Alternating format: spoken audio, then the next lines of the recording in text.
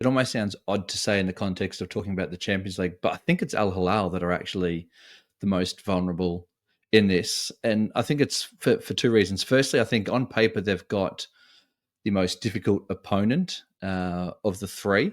Um, Gwangju were one of the best sides in. They're not historically a strong team in Korea, but they were one of the best sides in the East Zone. They surprised a lot of people and are actually in good form domestically at the moment. Marinos may have a sort of a higher profile, but you look at their form domestically, they come into this in terrible form. Whereas Gwangju have come in, I think they've won 3 of their last 4 domestically. They were second on the table. I think they might drop to third because Ulsan are playing tonight and might have won, but they're second coming into this. So I think on paper they've got the toughest opponent. Lee Jung-ho, their coach, is a really interesting manager. He sort of breaks the Korean mold in a lot of ways. He's eccentric in a lot of ways with the glasses that he wears, the outfits that he wears. He cites progressive managers like Ange Postecoglou as his inspiration, and his teams may not necessarily always play that style of football, but he's not your tried and tested Korean football manager. And in a player like Jasir Asani, they've got a genuine star